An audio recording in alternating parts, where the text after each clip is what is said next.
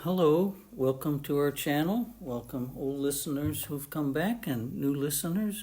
We're grateful that you take some time to listen to the Dhamma, and we're certain that you will be blessed for any efforts you make to practice the Dhamma. We're talking about the Eightfold Path. This is number 6, the right effort. I used a little brown book I composed as a reference, and today it's on page 50, the Samapadana, the 4 strivings or the right effort. Number 1, prevent the arising of unwholesome states. Now, this is rather tricky. We don't know where those unwholesome states are. We're unconscious of them until they arise and become conscious.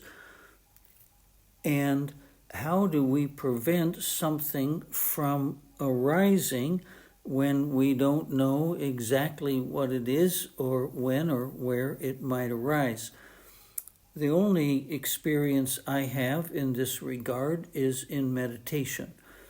In my daily life, thoughts arise whether I like it or not. They come uninvited, wholesome and unwholesome, and it's my job practicing mindfulness to not engage with them, to recognize them and dismiss them. But to prevent the arising of unwholesome states, there's a technique in meditation where we're mentally chanting.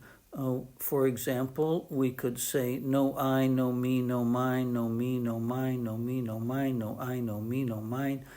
And if we repeat that without any intervals, it obstructs and denies unwholesome states from arising.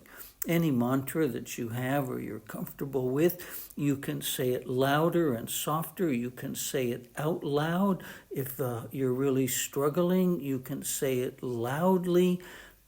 Anything you can do to fill the mind with your mantra or any good thought, loving kindness, compassion.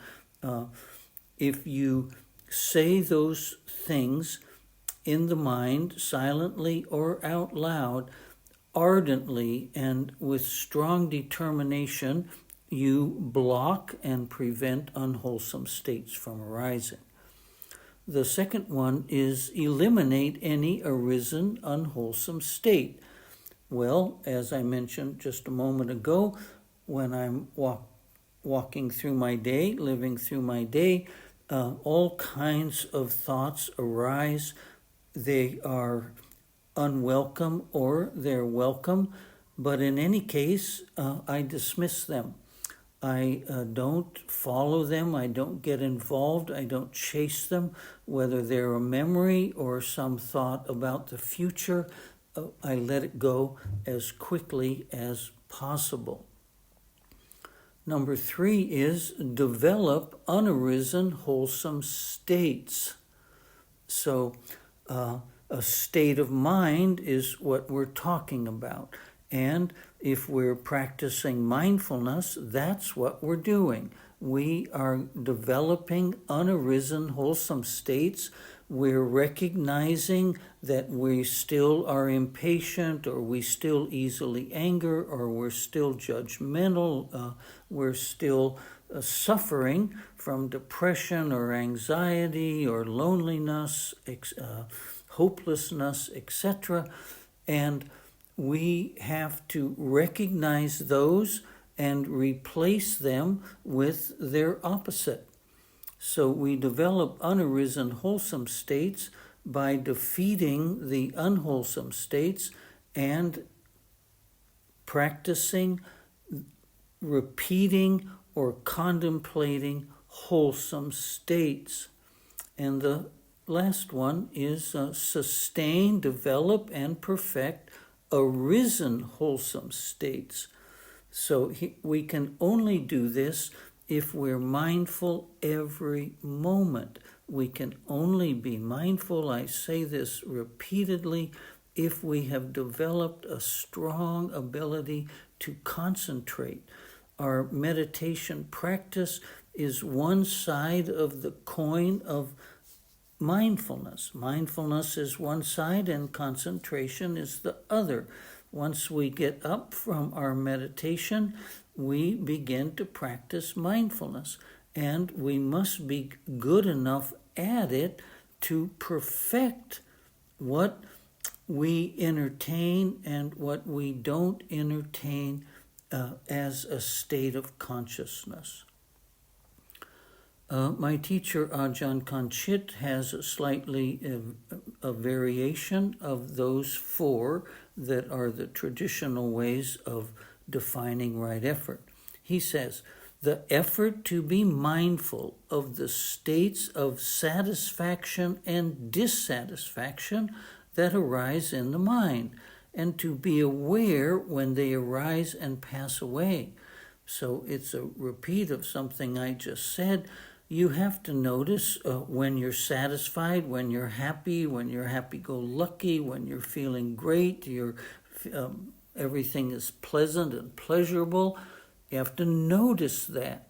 And just the opposite, when things aren't going your way, it's too hot, or the dogs are barking, or someone has said something that you find offensive, you have to notice that has arisen in the mind. And you have to notice when it disappears. You can't do that without mindfulness.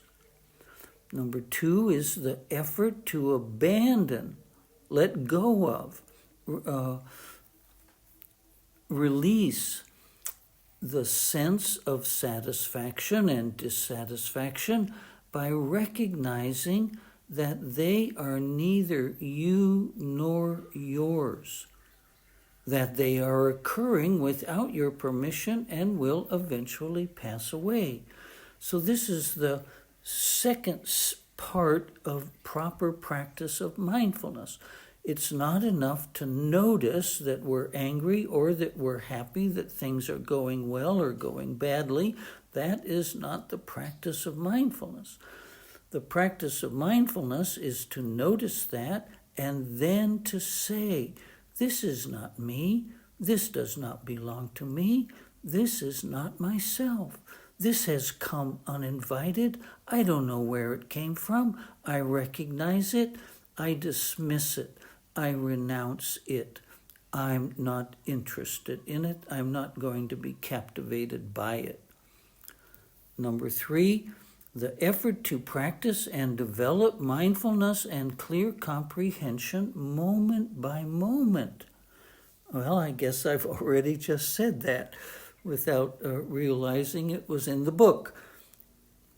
Clear comprehension is the part that says, this is not me, does not belong to me, is not myself.